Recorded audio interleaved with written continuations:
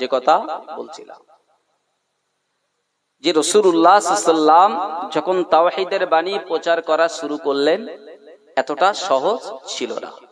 কুরাইশবাসীরা এত সিকিউরিটির ব্যবস্থা করেছিল যে প্রকাশ্যে রাসূলুল্লাহর কাছে যাওয়ার স্পর্ধা কেউ দেখাতে পারত না। ঘরের ভিতরে রাসূলুল্লাহ আবদ্ধ থাকতেন, লুকিয়ে চুরিয়ে যে ব্যক্তিটা যেতেন তার কাছে ইসলামের দাওয়াতটা দিতেন। সেই নবীর উম্মত আমরা, সেই নবীর সুন্নাহ আমরা পেয়েছি। আল্লাহ পাক রব্বুল আলামিনের মহামূল্যবান বাণী আমাদের কাছে সেই নবী পৌঁছে দিয়েছেন। কতটা কষ্ট মেহনত করেছেন একটু চিন্তা করলে পেয়ে যাবেন। কথায় একটা বলে না, ছেলের হাতের মোয়া, কথায় বলে না, মানে কি অতি সহজ জিনিস বোঝায় তো, এটা কি ছেলের হাতের মোয়া, তার মানে কি সহজ। আমরা সহজ পদ্ধতিতে পেয়েছি, ওই জন্য আমরা এর মর্যাদা দিয়ে নিলাম। যদি এই ইসলামের জন্য আপনার দেহের রক্ত ঝরত, এই ইসলামের জন্য যদি আপনি কষ্ট পেতেন, আমি কষ্ট পেতাম, তাহলে এর মর্যাদা দিতাম নাকি? বাপ দাদা, পীর ওলি আউলিয়া, সাহাবা ইকরাম, নবী আম্বিয়া আলাইহিমুস সালাম এদের রেখে যাওয়া দিন আমরা পেয়েছি, সহজে বুঝতে পারি না, কদর করি না। বাপের যদি 10 বিঘে সম্পত্তি থাকে, মনে করেন আমার বাপের 10 বিঘে জমি আছে, সম্পত্তি আছে, আমার বাপ দুনিয়া ছেড়ে চলে গেছেন, তা আমি ছেলে উত্তরাধিকারী হিসাবে আমি তো পাবো নাকি? এখন মনে করেন আমি একটা চাকরি করি, কি আমি খেটে খাই, কোন একটা ব্যবসা করি, রোজগার করে আমি 1 বিঘে বাড়িয়েছি। এখন বাপের রেখে যাওয়া 10 বিঘে আছে, আর নিজের কষ্ট করা অর্থ উপার্জন করা 1 বিঘে আছে। আচ্ছা, এই দুটোর মধ্যে গুরুত্ব কোনটায় বেশি থাকবে? কোনটা থাকবে বলেন?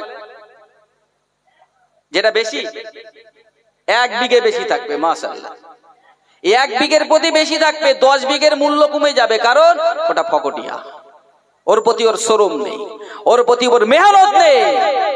বাপের মাল জন্মসূত্রে উত্তরাধিকারী সূত্রে পেয়েছে, আর কষ্ট মেহনত করে ওটা অর্জন করেছে, কিনেছে, ওই জন্য ওর প্রতি গুরুত্বটা বেশি। ঠিক এইরকম হাল চলছে আমাদের। বাপ দাদা মুসলমান, কলেমা পড়নেওয়ালা, কোরআন পড়নেওয়ালা, তার ঘরে আল্লাহ পাক দয়া করে মেহেরবানি করে আমাদের কাছে পাঠিয়েছে, আমরা মনে করতে জান্নাত কিনে নিছি, আর সমস্যা নেই, জান্নাত কে আটকায় আমাদের? আজকে সকালে একজন বলছে, বলে সবাই যদি জান্নাতে যাবে তো জাহান্নাম আল্লাহ কি করতে সৃষ্টি করেছে? নাউজুবিল্লাহ বলেন। একদম বাস্তব কথা বলছি। বলি বাপুরে, তোমার তো বিরাট হিম্মত, যুবক ছেলে, বয়স 18 থেকে 19 বছর হবে। কথাটা শুনে মানে কি বলবো, খুব কষ্ট লেগেছে। আমি শুধু এতটুকুই কথা বললাম যে তুমি এই কথাটা বললে কিভাবে, তোমার হিম্মত হয় কি করে? বলে হিম্মত না থাকলে আমি বলিস, ও গাধার সামনে আর কথা বলা যাবে? যে জাহান্নামের ভয়ে মানুষ থরথর করে কাঁপবে, নবী আম্বিয়া আলাইহিমুস সালাম এরা তারাও আতঙ্কিত থাকবে। আরে বাঁদর বলে জাহান্নামে যাবে সবাই, জান্নাতে গেলে জাহান্নামে কে যাবে? এই তো অবস্থা আমাদের ঘরে ছেলে। আবু যার গফারি রাদিয়াল্লাহু তাআলা আনহু ভাইয়ের সাথে সমস্ত বিষয়টা খুলে বললেন, ভাই এই কারণ, এই পরিস্থিতি, এখন আমি কি করব? এখন আমার পক্ষ থেকে কি তুমি মক্কায় যেতে পারবে? সেখানে গিয়ে সেখানকার অবস্থা এবং সেই নবী বা সেই ব্যক্তি যে কথাগুলো বলছে, সেই কথাগুলো তুমি নিজ কানে শুনে আমার কাছে পৌঁছাতে পারবে? বলছে হ্যাঁ ভাই, আপনি আমার বড় ভাই, আপনি আদেশ করলে আমি যাব। ঠিক আছে যাও, তবে সাবধান থেকো ভাই, তুমি আমার ছোট ভাই, আদরের ভাই, তুমি সাবধানে থেকো, কেননা শুনেছি মক্কার মানুষ খুব হিংস্র, ওরা নবীর কাছে যেতে দেয় না, তুমি সাবধানে থাকবে। নওজোয়ানেরা, ও তরুণেরা, ও সোনার মানিকেরা, আল্লাহ নবী সাহাবা হযরতে আবু যার গিফারি রাদিয়াল্লাহু তাআলা আনহু ছোট ভাই ও আদার মরুভূমি থেকে ঘোড়ার পিঠে সওয়ার হয়ে মক্কা জমিনে পাড়ি দিয়েছেন। মক্কা জমিনে এসে দেখছেন পরিস্থিতিটা অতটা ভালো নয়, অতটা ভালো নয়। কেননা এত সিকিউরিটির ব্যবস্থা করা হয়েছে যে মুহাম্মাদুর রাসূলুল্লাহ সাল্লাল্লাহু আলাইহি ওয়াসাল্লামের নিকটে যাওয়া অতি কষ্টদায়ক। শুধু তাই নয়, যদি কেউ স্পর্ধা দেখাতে যায় তাহলে তার প্রাণও চলে যেতে পারে। স্পর্ধা দেখানোর কোনো কায়দা নেই। আবু যার গিফারি রাদিয়াল্লাহু তাআলা আনহু ছোট ভাই কিছুদিন মক্কা জমিনে ঘোরাফেরা করতে লাগলেন। কারোর সাথে আলাপ পরিচয় করছেন না, এমনি ঘুরছেন ফিরছেন, কাবা চতুর্দিকে খোঁজ খবর নিচ্ছেন, দেখছেন কোথায় আছে মুহাম্মাদুর রাসূলুল্লাহ, আমার ভাইয়ের বলা সেই ব্যক্তিটা কোথায় আছে। উনি মেলাতে পাচ্ছেন না, কিন্তু মুখে মুখে একটু শুনেছেন তিনি ইসলামের কথা বলছেন, কোরআনের কথা বলছেন, তাওহীদের কথা বলছেন, এবং দিকে দিকে মানুষ তার হাতে নুরানি হাত মোবারকে হাত রেখে তার কথার উপরে বিশ্বাস রেখে নতুন ধর্মের দিকে ধাবিত হচ্ছে। সুবহানাল্লাহ জোরে বলতে ইচ্ছে করে না?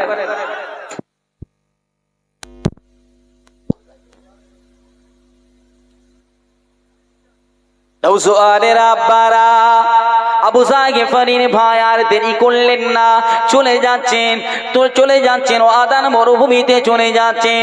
ভাইয়ের সঙ্গে সাক্ষাৎ যাচ্ছেন, ভাইয়ের কাছে খবরটা দেওয়ার জন্য ফিরে যাচ্ছেন। ওদিকে আল্লাহ নবী সাহাবা আবু যার গিফারি রাদিয়াল্লাহু তাআলা আনহু বসে আছেন, কবে আমার ছোট ভাই আসবে, আমার কাছে খবরটা বয়ে নিয়ে আসবে, আমার কলিজাটা ঠান্ডা হবে, আমার হৃদয়টা ঠান্ডা হবে, আমার অন্তরে জ্বালাটা নিভে যাবে। পথ দিকে তাকিয়ে আছেন, পথ পানে চেয়ে বসে আছেন। একদিন খেয়াল করেন, একদিন লক্ষ্য করে দেখতে পান কে যেন মরুভূমির উপর থেকে একজন ঘোড়ার পিঠে সওয়ার হয়ে মরুভূমির ধুলা উড়াতে উড়াতে আসছেন। উনি লক্ষ্য করেছেন, মনে মনে ভেবেছেন এটা কেউ হতে পারে না, অন্য কেউ হতে পারে না, এটা আমার ছোট ভাই আনিস ছাড়া কেউ হতে পারে না। উনিও দৌড়াতে শুরু করলেন, দৌড়াতে শুরু করলেন। একটা পর্যায়ে দুই ভাই মিলিত হয়ে গেল। ছোট ভাই বড় ভাইকে দেখে ঘোড়াটা স্টপ করে দিলেন, দাঁড় করিয়ে দিলেন। ছোট ভাই আনিস যখন ঘোড়ার পিঠ থেকে নামলেন, জড়িয়ে ধরলেন, জড়িয়ে ধরে জিজ্ঞাসা করে, ও আমার ভালোবাসার ভাই, আমার প্রাণের ভাই, ছোট ভাই, আপনি আগে আমার খবরটা বলেন, মুহাম্মাদুর রাসূলুল্লাহ খবরটা কি, মক্কার খবরটা কি নিয়ে এসেছো আমার সঙ্গে একটু বলো। ও নওজোয়ানেরা, ও তরুণেরা, ও যুবকেরা, ওই সময় ছোট ভাই আনিস বলতে থাকে, ও আমার বড় ভাই, আমি মক্কা জমিনে গিয়েছিলাম, অনেক চেষ্টা করেছি, অনেক পদ্ধতি অবলম্বন করেছি, কিন্তু আমি মুহাম্মাদুর রাসূলুল্লাহ সাল্লাল্লাহু আলাইহি ওয়াসাল্লামের নিকট পর্যন্ত আমি পৌঁছাতে পারিনি। তবে আমি ওখানে উপস্থিত লোকজনের কাছ থেকে শুনেছি তিনি যে কথাগুলো বলছেন অতি সত্য কথা বলছেন, হক কথা বলছেন, এবং দিকে দিকে মানুষ তার হাতে বায়াত গ্রহণ করে নিজের ধর্ম ত্যাগ করে নতুন ধর্মের দিকে ধাবিত হচ্ছে। আর একটু জোরে হবে না? ও নওজোয়ানেরা, ও তরুণেরা, আল্লাহ নবী সাহাবা হযরতে আবু যার গিফারি রাদিয়াল্লাহু তাআলা আনহু বলতে লাগে, ও আমার ছোট ভাই, আমি আপনাকে যে কারণে পাঠিয়েছিলাম আমার মনে জ্বালাটা মেটানোর জন্য, আমার মনটা তৃপ্তি দেওয়ার জন্য, কিন্তু উপযুক্ত উত্তর আমাকে বয়ে আনতে পারলে না, উপযুক্ত উত্তর আমাকে দিতে পারলে না। কেননা তোমাকে একটা একটা কথা বলি, তোমাকে একটা কথা শোনাই, আমার একটা কথা, আমার একটা দাবি। আমি আবু জার, যার কথাটা আমি শুনেছি, যার জন্য আমার হৃদয়টা ব্যথিত, যার জন্য আমার মনটা ব্যথিত, যদি আমি আবু জার একবার নিজে মক্কার জমিনে যেতাম, আর তুমি যদি আমার পরিবার পরিজনদের দায়িত্ব ভারটা নিতে, তাহলে আমার কতই না ভালো হতো। যদি দায়িত্ব ভারটা তুমি নিতে আমার পরিবারের, আর আমি নিজে যদি সেই জায়গায় যেতাম, তাহলে মনে হয় আমার কলিজাটা ঠান্ডা। মানে ভাই যে জবাব, যে প্রশ্নের উত্তরগুলো দিয়েছেন, যে কথাগুলো বলেছেন, কলিজা ঠান্ডা হয়নি, তৃপ্তি পাইনি, জুৎসই হয়নি। আল্লাহ নবী সাহাবা হযরত আবু যার গিফারি রাদিয়াল্লাহু তাআলা আনহুর ছোট ভাই, বড় ভাইয়ের আদেশটা মেনে নিলেন। বলতে লাগে, বড় ভাই আপনি চিন্তা করবেন না, যান আপনি চলে যান, মক্কা জমিনে চলে যান, আপনার পরিবারের দায়িত্ব আমি আনিস নিলাম। কিন্তু একটা কথা আপনাকে বলে রাখি, একটা কথা আমি আপনাকে জানিয়ে রাখি, সাবধান থাকবেন, হুঁশিয়ার থাকবেন, সাবধান থাকবেন, কারণ কুরাইশরা বড় খতরনাক, বড় বদমাইশ। কেননা রাসূলুল্লাহর কাছে পৌঁছাতে গেলে অনেক সিকিউরিটির ব্যবস্থা করা হয়েছে। ওই জায়গা পর্যন্ত যদি পৌঁছাতে যান, সামনাসামনি যদি হতে চান, কুরাইশদের হাতে আপনার মৃত্যু হতে পারে। ও আমার বড় ভাই, খবরদার খবরদার, আপনি যান, মক্কা জমিনে চলে যান, আমার কোনো আফসোস নাই, আপনি চিন্তা করবেন না, পরিবার নিয়ে ভাববেন না, আমি আনিস, ওটাকে আমি সামলে নেব, দেখে নেব, কিন্তু আপনি একটু খেয়াল রেখে মক্কা জমিনে চলাফেরা করবে, আমি সামলে নেব, আপনার চাপ লওয়ার দরকার নেই, আপনি এদিকে চিন্তা ছেড়ে দেন, আপনি মক্কার চিন্তা করেন। সাবধান, খুব ভয়ানক ওরা, যদি আপনাকে বুঝতে পারে, চিনতে পারে, আপনাকে মেরেও ফেলতে পারে। খবরদার ভাই, আপনি সাবধানে থাকবেন। হযরত আবু যার গিফারি রাদিয়াল্লাহু তাআলা আনহু ছোট ভাইকে বাড়ির দিকে, ওয়াদান মরুভূমির দিকে যেতে বললেন। ওই ঘোড়ার পিঠে সওয়ার হয়ে মরুভূমির উপর দিয়ে ঘোড়া দৌড়াতে শুরু করলেন। ও সোনার মানিকেরা, ও আল্লাহ পাকের বান্দারা, ও আল্লাহ পাকের বান্দিরা, যে আবু যার গিফারি রাদিয়াল্লাহু তাআলা আনহু এতদিন মরুভূমির উপরে ঘোড়া ছুটিয়েছে, মরুভূমির উপরে ঘোড়া ছুটিয়েছে, কার মালটা লুট করা যাবে, কাকে জিম্মি করা যাবে, কার কাছ থেকে টাকা ছিনতাই করা যাবে, সেই আবু যার গিফারি ছুটেছে। আজকের এই অন্ধকার রাস্তা ছেড়ে আলো রাস্তায় ছুটেছে। কঠিন রৌদ্রের তাপ মরুভূমির উপর দিয়ে পাহাড় পর্বত ভেদ করে মক্কা জমিনে ঘোড়া ছুটিয়েছেন। অন্য কিছু নয়, অন্য কিছু নয়, আল্লাহু ওয়ালিয়ুল্লাযীনা আমানু ইখরিজুহুম মিনাজ-যুলুমাতি ইলান-নূর। আমার আল্লাহ পাক আবু যার গিফারি রাদিয়াল্লাহু তাআলা আনহুকে আজকের অন্ধকার রাস্তা ছেড়ে, অন্ধকার রাস্তাকে ত্যাগ করে আজকের আলো রাস্তার দিকে আগমন ঘটিয়েছে। আর একটু জোরে হবে না সুবহানাল্লাহ, দরুদ শরীফ, আল্লাহুম্মা সাল্লি আলা। পড়াই করব, টাইম তো খুব সংক্ষেপ, ঠিক আছে। আমি জানি রাসূল আসবে না তুমি এ ভুবনে, আমি জানি রাসূল আসবে না তুমি এ ভুবনে, তবু কাঁদে হৃদয় সকাল বিকাল,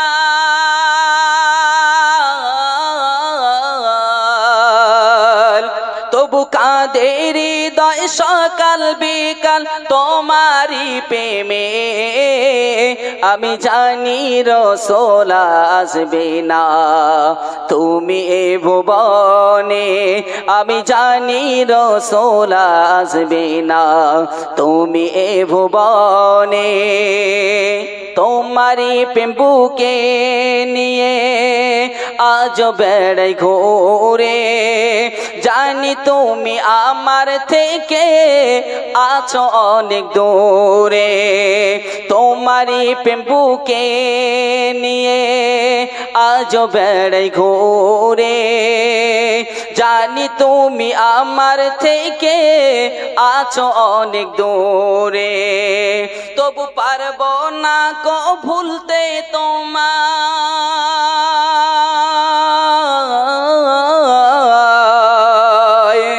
তবু পারবো না কো ভুলতে তোমায়, আছো মন গহীনে। আমি জানি রাসূল আসবে না, তুমি এ ভুবনে আমি জানি রাসূল আসবে না, তুমি এ ভুবনে আমি জানি রাসূল আসবে না, তুমি এ ভুবনে। তবু কাঁদে হৃদয় সকাল বিকাল,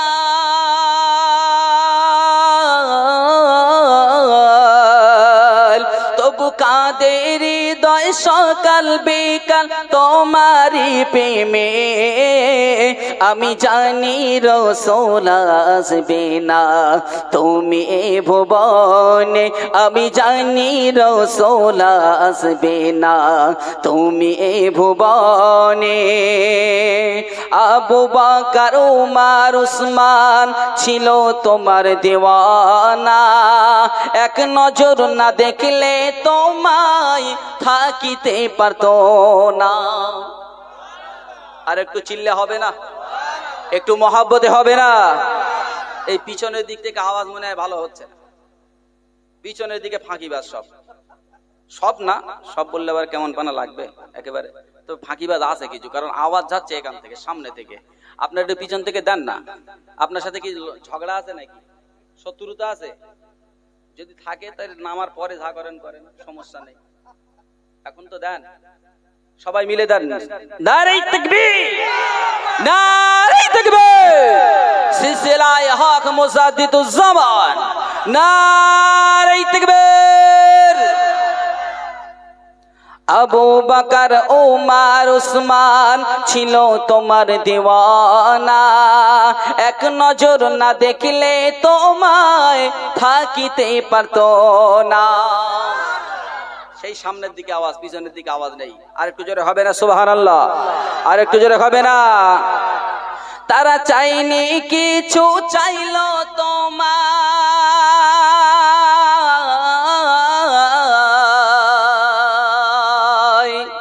তারা জীবনে কিচ্ছু চাইনি। সাহাবা ইকরামদের জীবনীগুলো দেখবেন, জীবনে দুনিয়াদারি কি জিনিস তারা চায়নি। রসুলকে দেখেই তাদের হৃদয়টা গলে যেত, বলি সুবহানাল্লাহ। নবীকে দেখতে পেলে সব কষ্ট দুঃখ গেলানি দূরীভূত হয়ে যাবে। আপনি যত ভালো মন্দ খাওয়া দাওয়া যাই দেন না কেন, ওদের মন শান্ত হবে না যদি নবীকে এক সেকেন্ড না দেখতে পেত, বলি সুবহানাল্লাহ। তারা চাইনি কিছু, চাইলো তোমায়,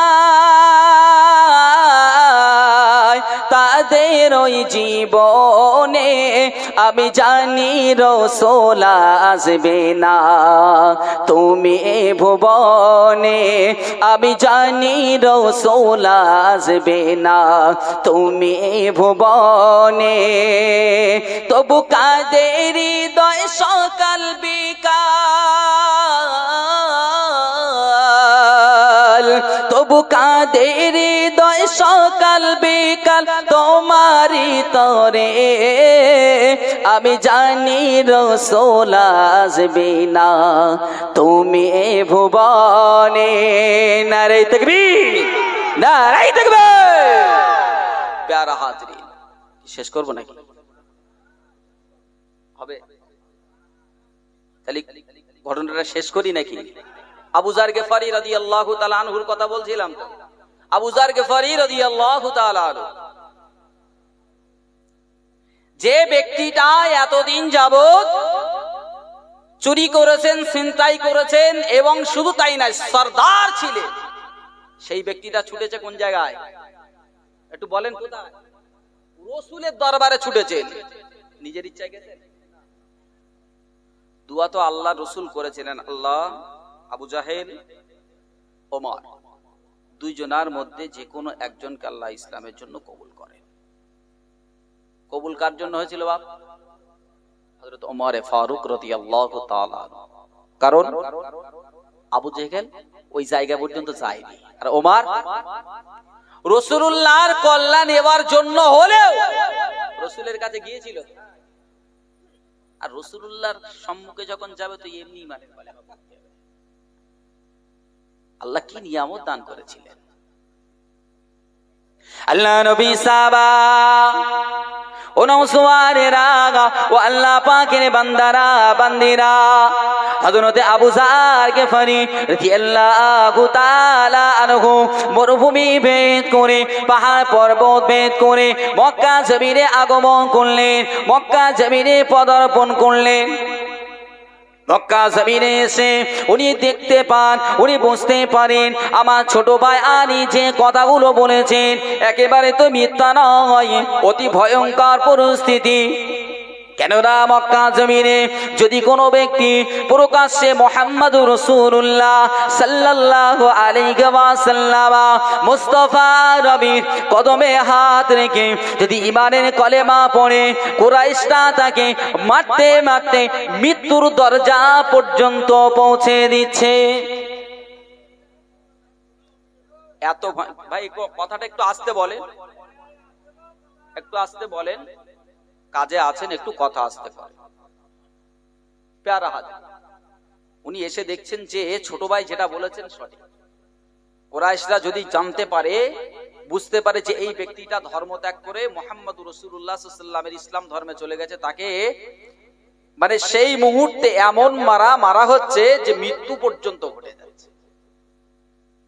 আল্লাহ নবী সাহাবা হযরত আবু যার গিফারি রাদিয়াল্লাহু তাআলা আনহু হুজুর আমার চিন্তা করলেন সতর্কতা অবলম্বন করতে হবে যেন কুরাইশবাসীরা আমাকে চিনতে না পারে, আমাকে বুঝতে না পারে।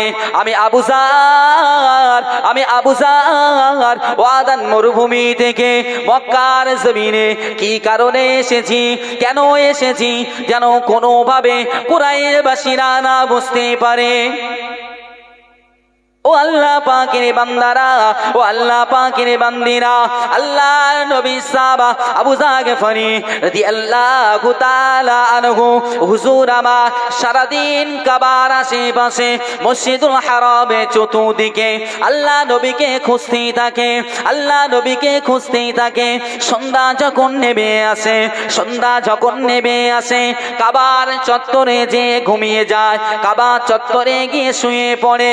কারণ সঙ্গে কোনো কথা বলেন না, ওনার সঙ্গেও কেউ কথা বলেন না, কেউ কোনো কিছু জিজ্ঞাসা করে না। উনিও মুহাম্মাদুর রাসূলুল্লাহ, আমার আপনার নবী হাবিবুল্লাহ জনাবে মুহাম্মাদুর রাসূলুল্লাহ সাল্লাল্লাহু আলাইহি ওয়াসাল্লাম সম্পর্কেও কাকে জিজ্ঞাসা করছেন না। ওনাকেও কেউ খোঁজ নিচ্ছেন না, উনিও কাউকে নিচ্ছেন না।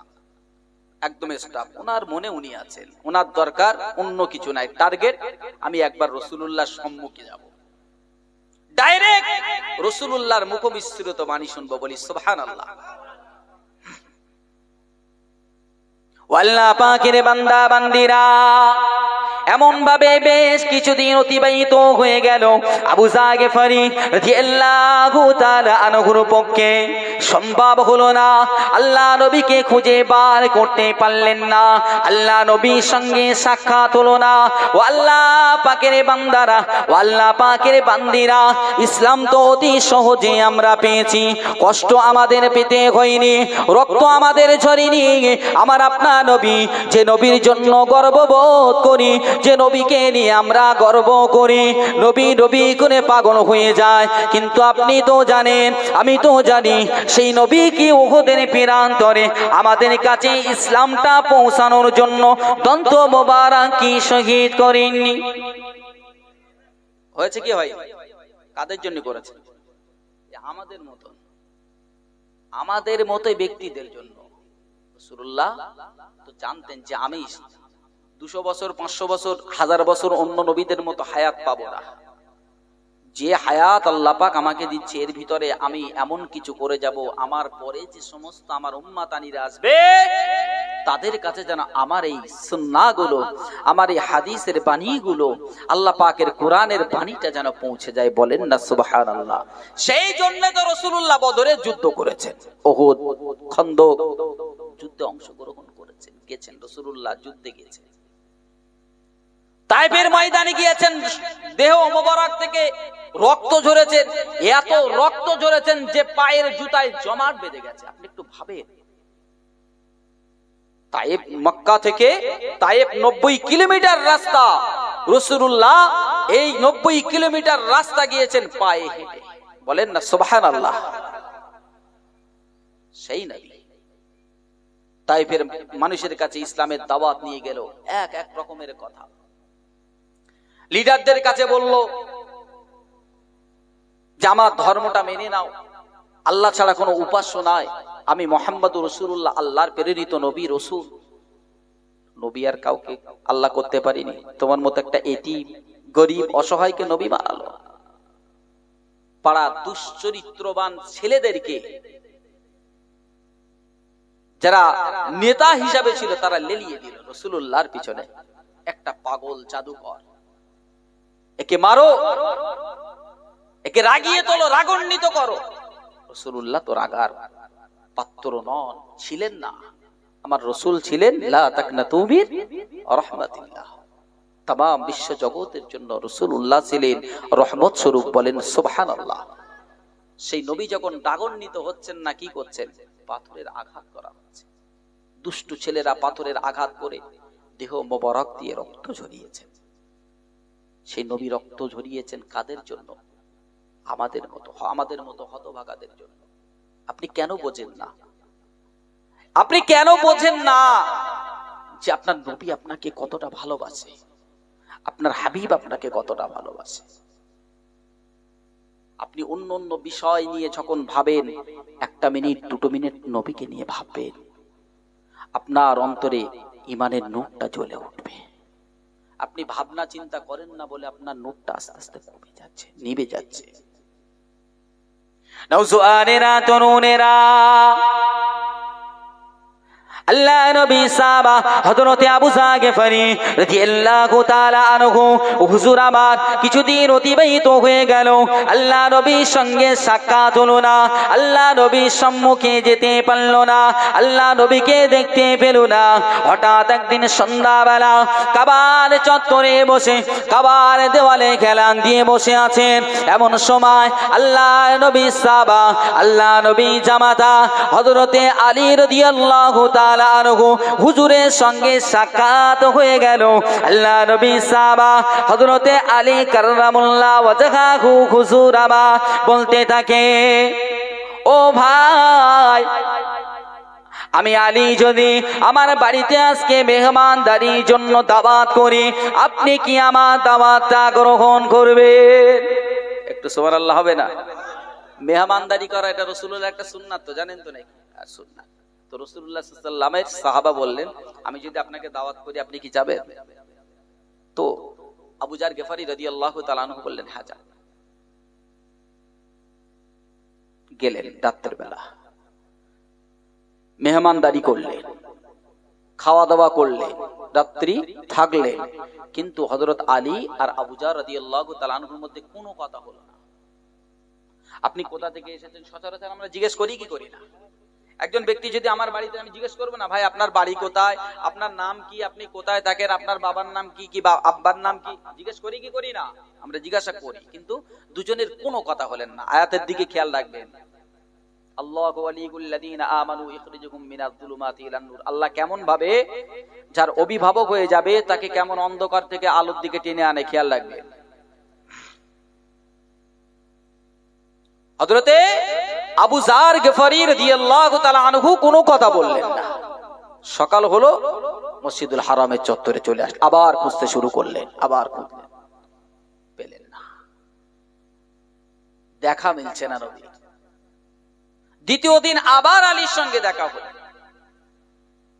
আবার ওনার বাড়িতে গেলেন, খাওয়া দাওয়া করলেন, রাত্রে যাপন করলেন, কথা হলো না, চলে আসলেন।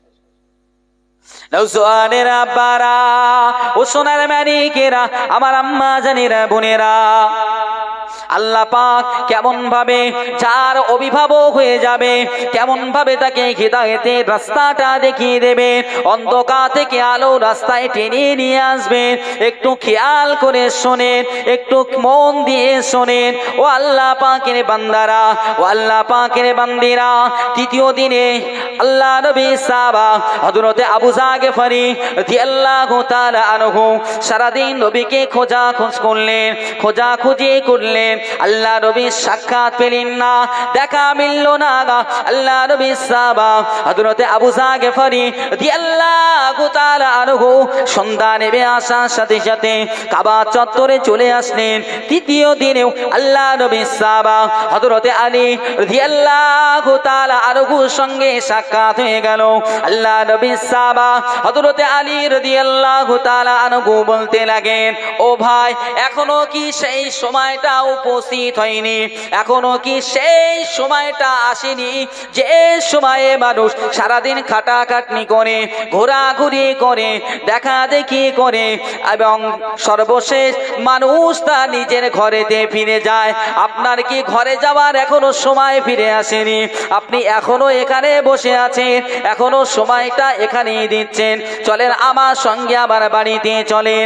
ও নওজোয়ানেরা, ও তরুণেরা, ও যুবকেরা, ও সোনার মানিকেরা, আল্লাহ নবী সাহাবা হযরত আলী কাররামুল্লাহু ওয়াজহাহু হুজুর আমার আবু যর গিফারী রাদিয়াল্লাহু তাআলা আনহুকে সঙ্গে নিয়ে বাড়ি চলে গেলেন। বাড়িতে গেলেন, খাওয়া দাওয়া করলেন। আল্লাহ নবী সাহাবা হযরত আলী আর থাকতে পারলেন না। উনি জিজ্ঞাসা করলেন, ও ভাই, আপনি কয়েকদিন যাবত দেখছি মক্কা জমিনে ঘোরাঘুরি করছেন, মক্কা জমিনে ঘোরাঘুরি করছেন। আমি বুঝে ওঠে না, আমার বুঝে ওঠে না আপনি ঘোরাঘুরি করার কারণটা কি। তবে আমার মন বলে নিশ্চিত আপনি কাউকে খোঁজাখুঁজি করছেন, কাউকে খোঁজ করছেন। দয়া করে আপনি কি আমার সঙ্গে একটু বলবেন? একটু জোরে হবে না সুবহানাল্লাহ? ও নওজোয়ানেরা, ও তরুণেরা, ও সোনার মানিকেরা, আল্লাহ নবী সাহাবা যখন জিজ্ঞাসা করলেন আবু যর গিফারী রাদিয়াল্লাহু তাআলা আনহু, ওই সময় বলতে লাগে, ও ভাই, আমি আপনার কাছে কথাটা বলতে পারি, আমি আপনার কাছে কথাটা বলতে পারি। আপনি যদি আমার সঙ্গে ওয়াদাবদ্ধ হন, আপনি যদি আমার কাছে প্রতিজ্ঞাবদ্ধ হন যে আমি যে কথাটা আপনাকে জানতে চাইব, আপনার কাছে জিজ্ঞাসা করব, আপনি এই কথাটা কাউকে বলতে পারবেন না। আপনি যদি সঠিক উত্তর দিতে পারেন, সঠিক রাস্তাটা আমাকে দেখাতে পারেন, আলহামদুলিল্লাহ, কোনো সমস্যা নাই। আর যদি আমার উপকার না করতে পারেন, তাহলে খবরদার আপনি কাউকে এই কথাটুকু বলবেন না। আমি যে কথাটা আপনার সঙ্গে শেয়ার করব, যে কথাটা আপনার সঙ্গে বলবো, আপনি কাউকে বলবেন না। আল্লাহ নবী সাহাবা হযরত আলী রাদিয়াল্লাহু তাআলা আনহু ওয়াদাবদ্ধ হলেন, প্রতিশ্রুতিবদ্ধ হলেন, ভাই আপনি বলেন, আমি কারো সঙ্গে বলবো না। আবু যর গিফারী বলতে লাগে, আমি ওয়াদান মরুভূমি থেকে এসেছি, গিফার গোত্রে আমার বাড়ি, গিফার গোত্রে আমি থাকি, আমি গোলাম গিফার গোত্রে দস্যুদের একজন সরদার। ও ভাই আলী, কিন্তু আমি ওখান থেকে শুনেছি, আমার কানে খবর গিয়েছে, আমার কাছে খবর গিয়েছে, মক্কার জমিনে একজন ব্যক্তির আগমন ঘটেছে, যে ব্যক্তিটা কোরআনের কথা বলছে, নতুন ধর্মের কথা বলছে, আল্লাহ পাকের ভয় করার কথা বলছে। যে মানুষটার কথা শুনে মানুষ দিকে দিকে নতুন ধর্মের দিকে ধাবিত হচ্ছে। আমি আবু যর, আমার বড় ইচ্ছা, আমার বড় তামান্না, একবারের জন্য সেই ব্যক্তির সম্মুখীন আমি হতে চাই। আর একটু জোরে হবে না? ওরা সোয়ারেরা আল্লাহ নবী সাহাবা হযরত আলী রাদিয়াল্লাহু তাআলা আনহু বলতে লাগেন, ও ভাই আবু যার, আপনি চিন্তা করবেন না, আপনি চিন্তা করবেন না, তবে হুঁশিয়ার থাকবেন, সাবধান থাকবেন, মক্কা জমিনে কাউকে জিজ্ঞাসা করবেন না, জানতে চাইবেন না। আগামীকাল সকালবেলা আমি আলী আপনার সঙ্গে কথা দিলাম, আপনার সঙ্গেও দাবদ্ধ থাকলাম, আগামীকাল সকালবেলা আপনার আশাটা পূরণ হবে, আপনার আশাটা পূরণ হবে, আপনার কলিজাটা ঠান্ডা হবে। কেননা আমি আলী জানিয়ে দিই, আগামীকাল সকালবেলা সেই আখেরি পয়গম্বর, আখেরি নবী হাবিবুল্লাহ মুস্তাফা আরবির সঙ্গে আমি আপনাকে সাক্ষাৎ করাবো। আর একটু জোরে হবে না? ও নওজওয়ানেরা, আল্লাহ পাকের বান্দারা, নবীর উম্মত উম্মাতানিরা, আল্লাহ নবী সাহাবা হযরত আলী বলতে লাগে, ও ভাই আবু যার, ও ভাই আবু যার, তবে সাবধান থাকবেন, হুঁশিয়ার থাকবেন। আমি আলী আমার সঙ্গে আপনাকে আমি নিয়ে যেতে পারবো না, আমার সঙ্গে নিয়ে যেতে পারবো না। আমি দূর থেকে আপনি দূর থেকে আমাকে অনুসরণ করবেন, আমি সামনের দিকে থাকবো, আপনি কিছুটা দূরে আমার পিছনের দিকে থাকবেন। কেননা মক্কাবাসী যদি একবার বুঝতে পারে, সন্দেহ করে, তাহলে মৃত্যুর ঝুঁকি আছে। ও ভাই আবু যার, আমার থেকে কিছুটা তফাতে থাকবেন, আমাকে অনুসরণ করবেন। আমি যে রাস্তা দিয়ে যাব আপনি সেই রাস্তা দিয়ে যাবেন, আমি যে গেট দিয়ে প্রবেশ করব আপনি সেই গেট দিয়ে প্রবেশ করবেন। ও ভাই আবু যার, যদি কোনো বিপদ সংকেত আমি দেখি, কোনো বিপদ সংকেত আমার মনে জাগে, তাহলে আমি প্রস্রাব করার ভান করব, আপনি তখন দাঁড়িয়ে যাবে, আমি আপনাকে নিয়ে যাব। তবে এই শর্ত, ডাইরেক্ট আপনাকে পাশাপাশি নিয়ে যেতে পারবো না, আপনি আমাকে ফলো করবেন, আমি যে রাস্তা ধরবো সেই রাস্তায় আপনি যাবেন। কারণ এখানে ডেঞ্জার জোন, খুব বিপজ্জনক, সমস্যা আছে। ওসুয়ান আব্বারা, ও আল্লাহ পাকের বান্দারা, ও আল্লাহ পাকের বান্দিরা, আল্লাহ নবী সাহাবা হযরত আবু যার গিফারি রাদিয়াল্লাহু তাআলা আনহু মনটা আনন্দিত হলো, খুশিতে ভরপুর হয়ে গেল, সারা রাত চলে গেল। আবু যার গিফারি রাদিয়াল্লাহু তাআলা আনহু আর ঘুমাতে পারছেন না, বালিশে মাথা দিয়ে আনন্দে উৎফুল্লে উচ্ছ্বাসিত হয়ে আছেন। কেননা এতদিন যাবত যে নবীর কথা শুনেছি, যে মুহাম্মাদুর রাসূলুল্লাহর কথা আমি শুনেছি, যার জন্য ওয়াদার মরুভূমি থেকে মক্কার জমিনে এত কষ্ট করে, এত মেহনত করে আমি এসেছি, আজ এতদিন যাবত মক্কা জমিনে আমি কাটালাম, যে ব্যক্তির সঙ্গে সাক্ষাৎ করার জন্য, যে ব্যক্তিটা এক নজর দেখার জন্য আগামীকাল সকালবেলা সেই ব্যক্তির সঙ্গে সাক্ষাৎ হবে, কতটা আনন্দ হৃদয়ে কাজ করেছে। সারা রাত ধরে আবু যার গিফারি রাদিয়াল্লাহু তাআলা আনহু ঘুমাননি। সকাল হয়ে গেল, সকাল হয়ে গেল। আল্লাহ নবী সাহাবা হযরত আলী রাদিয়াল্লাহু তাআলা আনহু হুজুর আমার রাস্তা দিয়ে চলতে শুরু করলেন। কিছুটা দূরত্বে আল্লাহ নবী সাহাবা আবু যার গিফারি রাদিয়াল্লাহু তাআলা আনহু কিছুটা দূরে চলতে শুরু করলেন, হযরত আলীকে অনুসরণ করতে লাগলেন। আল্লাহ নবী সাহাবা হযরত আলী যে রাস্তা দিয়ে যায়, আবু যার গিফারি সেই রাস্তা দিয়ে যায়, যে গেট দিয়ে আল্লাহর নবী সাহাবা হযরত আলী যে রাস্তা দিয়ে যায়, আবু যার সেই রাস্তা দিয়ে, যে গেট দিয়ে আলী যায় সেই গেট দিয়ে আবু যার গিফারি হুজুর আবার যায়। এমন করতে করতে একটা পর্যায়ে গিয়ে আল্লাহ রাসূল হাবিবুল্লাহ মুস্তাফা আরবি যে গুজরাতে বসে ইসলামে দাওয়াত দিতেন, কলেমা দাওয়াত দিতেন, কোরআনের কথা বলতেন, সেই জায়গায় হযরত আলী প্রবেশ করলেন। আলীর পিছু পিছু আল্লাহ নবী সাহাবা হযরত আবু যার গিফারি রাদিয়াল্লাহু তাআলা আনহু সেই ঘরেতে প্রবেশ করলেন। আর একটু জোরে হবে না, আর একটু জোরে হবে না সুবহানাল্লাহ। ও নওজওয়ানেরা, ও তরুণেরা, ও যুবকেরা, আল্লাহ নবী সাহাবা হযরতে আবু যার গিফারি রাদিয়াল্লাহু তাআলা আনহু হুজুর আমার ঘরের মধ্যে প্রবেশ করলেন। আল্লাহ নবীকে দুই নয়নে দেখলেন। আল্লাহ নবী নুরানি চেহারা মোবারক দেখার সাথে সাথে আল্লাহ নবীকে সম্বোধন করেছিলেন। কি সম্বোধন করেছিলেন?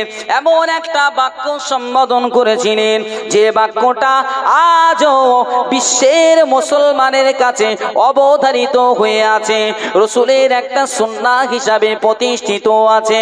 আমরা যখন একটা মুসলমান অপর মুসলমানের সঙ্গে সাক্ষাৎ হয়, সেই বাক্যটা আমরা ব্যবহার করি। আমার রাসূলুল্লাহ বলেছেন আসসালামু ক্বাবলাল কালাম। যখন কোনো মানুষের সঙ্গে তোমার সাক্ষাৎ হয়ে যাবে, কোন মুসলমানের সঙ্গে সাক্ষাৎ হয়ে যাবে, সর্বাগারে কথা বলার পূর্বে, কথাবার্তা বলার পূর্বে সেই ব্যক্তির সঙ্গে সালাম বিনিময় করবে। আর একটু জোরে হবে না সুবহানাল্লাহ। আল্লাহ নবী সাহাবা হযরতে আবু যার গিফারি রাদিয়াল্লাহু তাআলা আনহু হুজুর আমার আল্লাহ নবীর সম্মুখে দাঁড়িয়ে বলেছিলেন আসসালামু আলাইকা ইয়া আইয়ুহান নবিয়্যু। আর একটু জোরে হবে না? এই সালামের বাক্য পৃথিবীতে সর্বপ্রথম ব্যবহার করেছিলেন কে? হযরত আবু যার গিফারি, যেটা আজও আমাদের কাছে দৃষ্টান্ত হয়ে আছে। ও নওজওয়ানেরা, ও তরুণেরা, ও সোনার মানিকেরা, আল্লাহ নবী সাহাবা যখন আল্লাহ রাসূলকে সালাম দিয়েছিলেন আসসালামু আলাইকা ইয়া আইয়ুহান নবিয়্যু, যখন সালামটা দিয়েছিলেন সুন্দর একটা বাক্য ব্যবহার করেছিলেন। আমার আপনার নবী হাবিবুল্লাহ মুস্তাফা আরবি আমার সালামের জবাবটা কি দিয়েছিলেন? আমার আপনার নবী হাবিবুল্লাহ মুস্তাফা নবী আমার আরো সুন্দরভাবে সংগঠিতভাবে রাসূলুল্লাহ আমার সালামে জবাবটা দিয়েছিলেন ওয়া আলাইকুমুস সালাম ওয়া রাহমাতুল্লাহি ওয়া বারাকাতুহু। আর একটু জোরে হবে না সুবহানাল্লাহ। আল্লাহ রাসূলের সঙ্গে সালাম বিনিময় করলেন, অবস্থান করলেন, কথোপকথন হলো আল্লাহ রসুলের সঙ্গে। আল্লাহ রসুলের কথাগুলো শোনার পরে ওনার মনে অটোমেটিক শান্ত হয়ে গেছে, দিলটা শান্ত হয়ে গেছে, বিশ্বাস এসে গেছে যে ইনি সেই ব্যক্তি যার জন্য আমি অদান মরুভূমি ছেড়ে আমি এসেছি মক্কার জমিনে, এত কষ্ট মেহনত করে এসেছি। আল্লাহ পাকের বান্দারা ও আল্লাহ পাকের বান্দিরা, আমার আপনার নবী হাবিবুল্লাহ মুস্তাফা আরবির দরবারে যখন পৌঁছে দিয়েছেন, আমার আল্লাহ পাক আল্লাহু ওয়ালিউল্লাযিনা আমানু ইখরিজুহুম মিনাজ যুলুমাতি ইলান নূর, আল্লাহ পাক অভিভাবক সেজে আমার আল্লাহ পাক রব্বুল আলামিন আবু যার গিফারির অন্ধকার রাস্তা থেকে, ছিনতাই রাস্তা থেকে, ছিনতাইবাজ থেকে আল্লাহ রাসূলের সাহাবা হিসাবে পরিণত করেছিলেন। আমার আল্লাহ পাক রব্বুল আলামিন ওই জন্য কোরআনে বলেছেন, কোরআনুল কারীমে জানিয়েছেন, আমি যখন কারো অভিভাবক হয়ে যাব, আমি ইমানদারদের অভিভাবক যখন হয়ে যাব, তখন আমি আল্লাহ পাক রব্বুল আলামিন ওই সমস্ত আমার বান্দা বান্দীদেরকে অন্ধকার রাস্তা থেকে ডেকে নিয়ে তুলে নিয়ে আমি আল্লাহ পাক আলোর পথটা ধরিয়ে দেব। ও নওজওয়ানেরা, ও তরুণেরা, আব্বারা, ও সোনার মানিকেরা, আল্লাহ নবী সাহাবা হযরতে আবু যার গিফারি রাদিয়াল্লাহু তাআলা আনহু হুজুর আমার আল্লাহ নবীর মুখমিশ্রিত বাণীগুলো শ্রবণ করলেন।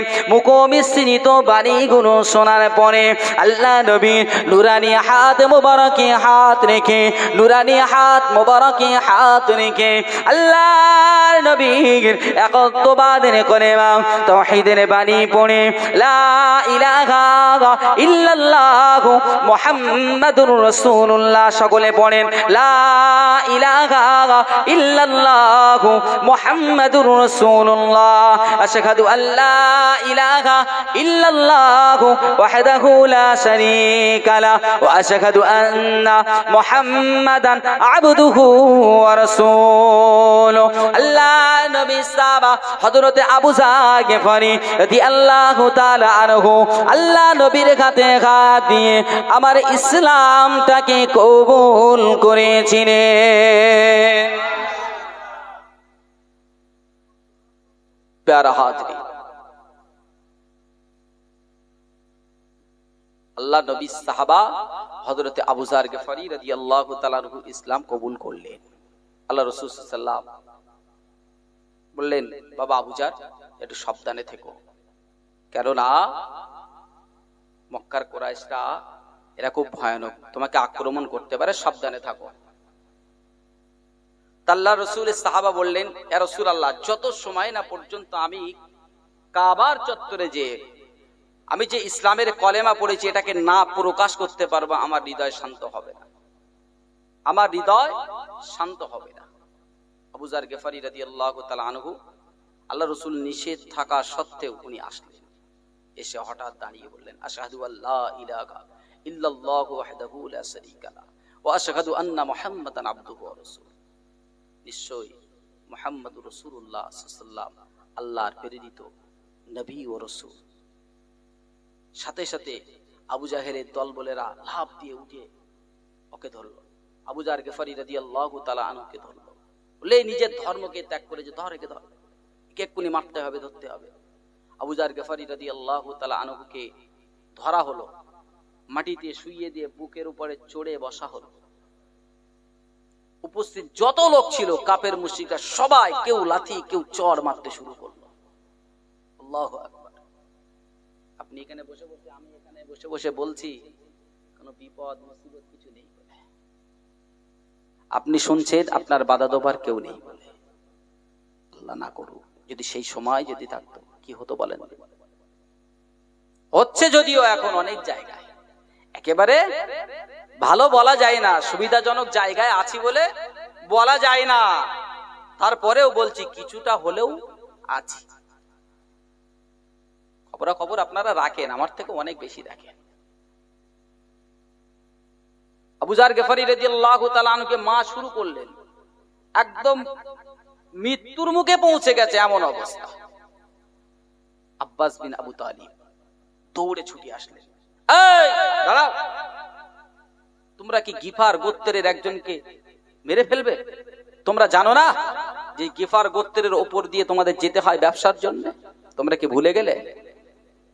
এরকম হয় না, দন্ডিঘাটে যদি ঝামেলা হয়, এই গ্রামের কোন ছেলে বলে আমার বাড়িতে যাস, হয় না? খেলা হবে না, তা ঠিক এরকম কিছু আছে। তুমি তো সেখান দিয়েই যাবে ব্যবসার জন্য, তখন উপায় কি হবে? ছেড়ে দাও, এ তো গিফার গোত্রের লোক, তো আবু যার। সাথে সাথে সবাই থমকে গেল, ছেড়ে দেওয়া হলো। তখন আবু যার গিফারি রাদিয়াল্লাহু তাআলা আনহুর নাক দিয়ে মুখ দিয়ে অটোমেটিক রক্ত ঝরছে। ওই অবস্থা আল্লাহ রাসূলের কাছে গেল। আল্লাহ রাসূল সাল্লাল্লাহু আলাইহি ওয়াসাল্লাম দেখে বললেন, আবু যার, আমি তো তোমাকে নিষেধ করলাম।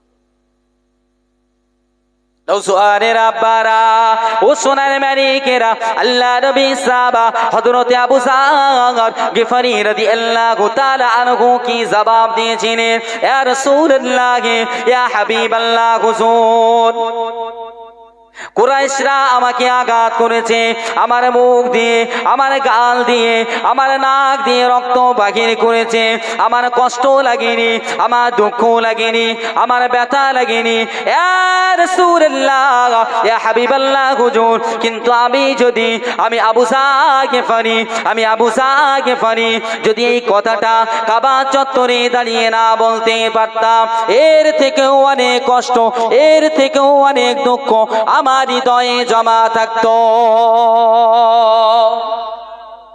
এর থেকে আরো অনেক কষ্ট পেতাম। ইয়া রাসূলুল্লাহ, আপনি দুঃখ নেবেন না, বিয়াদবি নেবেন না। আল্লাহ রাসূল বললেন, আবু যার, যাও, চলে যাও, তোমার গোত্রে তুমি ফিরে যাও, সেখানে গিয়ে ইসলামের দাওয়াত দাও। আবু যার গিফারি রাদিয়াল্লাহু তাআলা আনহু ওয়াদান মরুভূমি পাড়ি দিলেন। সেখানে গিয়ে রাস্তায় যেরকম বড় ভাইয়ের ছোট ভাইয়ের জন্য বড় ভাই বসেছিল, ছোট ভাইও বসে আছে।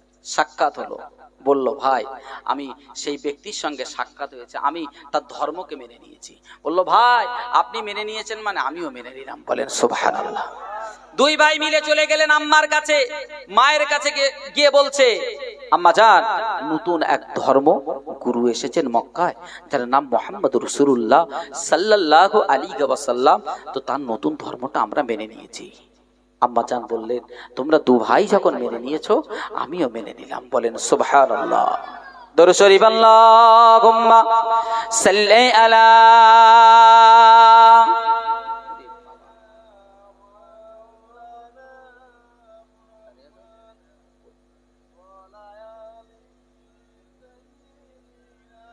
মাওলানা মুহাম্মদ। জন্ম আমার যদি হতো আরবে, মক্কা মদিনার কোন গ্রামে, জন্ম আমার যদি হতো আরবে, মক্কা মদিনার কোন গ্রামে, তোমার দিদার লাভে ধন্য হতাম, বারে বারে দেখে এই মন জোড়াতাম, বারে বারে দেখে এই মন জোড়াতাম।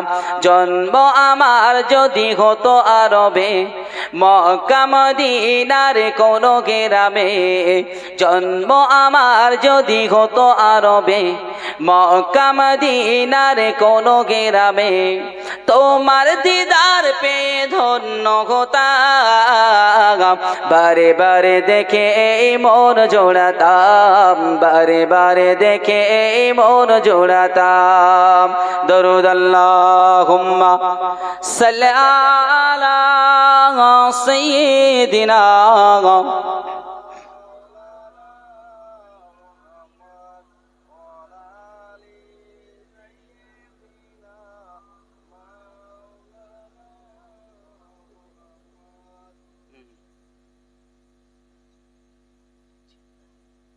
প্যার হাজিরি।